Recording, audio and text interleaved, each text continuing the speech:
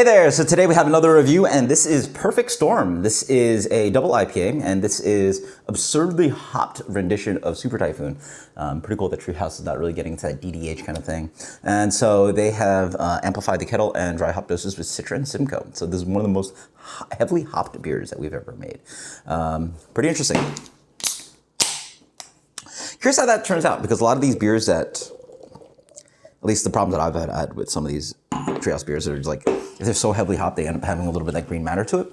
And yeah, curious how to see this one turns out. So this beer is quite hazy. I'd say probably a little bit hazier than some of the other ones. It comes in a light to medium gold color. They actually, almost all the beers are around the same color, but this one just seems particularly a little bit hazy.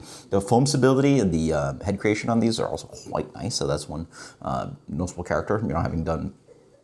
This actually might be one of the last hops that I have. So, you know, fun kind of like adventure of the hops that I've gone through. Treehouse. This one's also one of the freshest. This is a week fresh. So, nothing too specific on this one. It's like orangey, mangoey. It's got that like generic kind of like just like big, juicy hop profile. Cheers.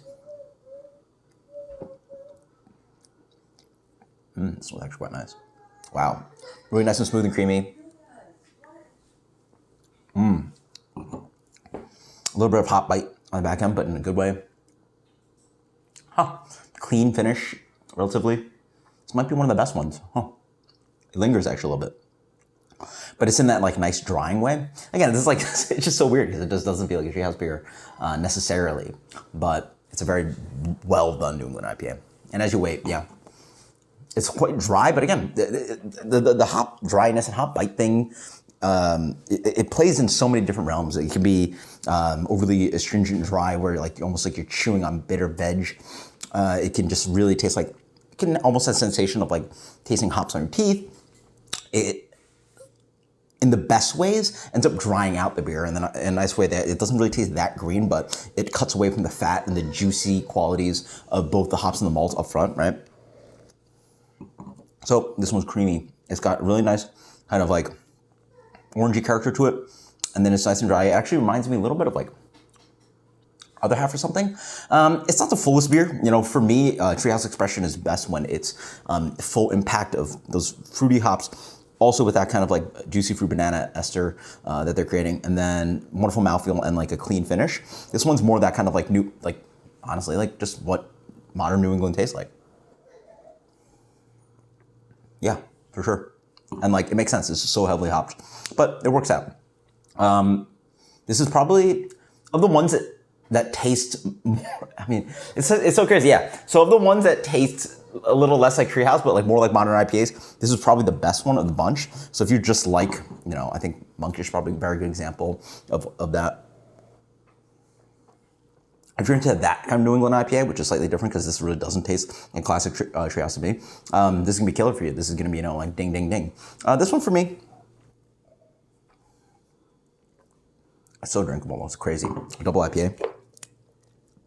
Yeah.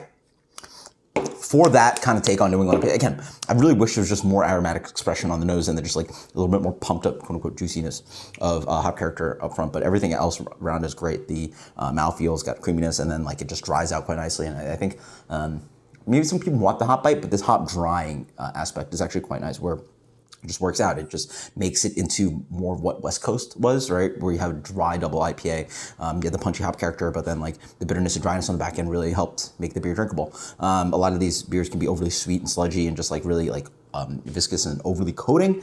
This one plays that balance where it does have that malt and the fruity structure up front of like mangoes, fresh navel orange, and just like, but then it comes in a little too quick. The green character comes a little bit too quick, but it's still crazy good. 96? 96. 96 is a perfect storm. For those that love this kind of style, I think this is a ding ding for you. It's gonna be a 98 to 100 kind of beer. It's killer beer. Until next time, guys, cheers. Gonna be sad not having any more Treehouse hops for a minute, but until next time, cheers. Later.